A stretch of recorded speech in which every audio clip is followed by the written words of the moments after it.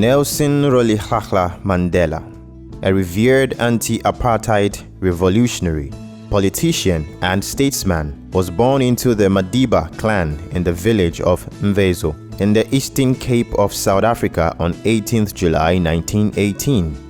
Mandela's formal education began at the local mission school, where he was given the name Nelson by his teacher as part of the school's custom of assigning English names to students.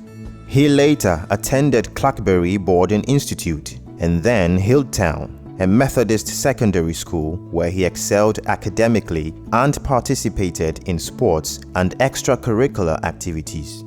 Mandela's education provided him with a strong foundation for his future pursuits, including his studies at the University of Fort Hare and University of the Witwatersrand, where he began his journey towards becoming a lawyer and a prominent figure in the struggle to end the country's apartheid system of racial segregation and discrimination against non-whites in the country.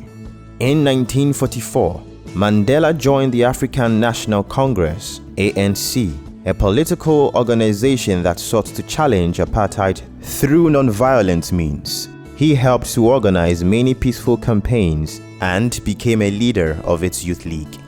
Mandela's anti-apartheid activism made him a frequent target of the authorities. He suffered several arrests on charges of treason that were designed to harass anti-apartheid activists. Mandela's activism took a radical turn upon the massacre of unarmed black South Africans by police forces at Sharpeville in 1960 and the subsequent banning of the ANC. He co-founded Umkhonto weSizwe, also known as MK, an army of freedom fighters, as the paramilitary wing of the ANC in response to the government's violent repression of peaceful protests. They carried out waves of sabotage and guerrilla attacks against the apartheid government. In October 1963, Mandela was tried for sabotage, treason, and violent conspiracy. His speech from the dock galvanized international support for the anti-apartheid cause, even though he was sentenced to life imprisonment at the end of the trial. Mandela was confined in a damp cell with a palm mat to sleep on, and throughout his imprisonment, Mandela rejected offers of release by the government in exchange for compromising his principles. After 27 years of imprisonment, he was released on February 11, 1990. Shortly after his release from prison, he was chosen as deputy president of the ANC. He subsequently rose to become the president of the party in July 1991.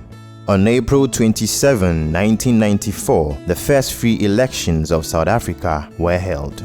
20 million citizens exercised their right to vote for the first time, ending more than 300 years of white domination. Nelson Mandela won the election with 62.6% of votes cast, and on May 10, 1994, Mandela was sworn into office as the first black president in the history of South Africa. Mandela's presidency was characterized by his commitments to reconciliation and nation building as he sought to heal the deep wounds of apartheid and to forge a new inclusive South Africa. He introduced numerous social and economic programs designed to improve the living standards of South Africa's black population. In 1996, Mandela oversaw the enactment of a new democratic constitution, and true to his promise, he stepped down in 1999 after one term as president. After leaving office, Mandela retired from active politics but maintained a strong international presence as an advocate of peace, reconciliation, and social justice. He also dedicated his retirement to a vast range of charitable works, including the Nelson Mandela Children's Fund, the Nelson Mandela Foundation, and the Mandela Rhodes Foundation. After suffering a prolonged respiratory infection, he died on December 5, 2013, at the age of 95, at his home in Houghton, Johannesburg, surrounded by his family.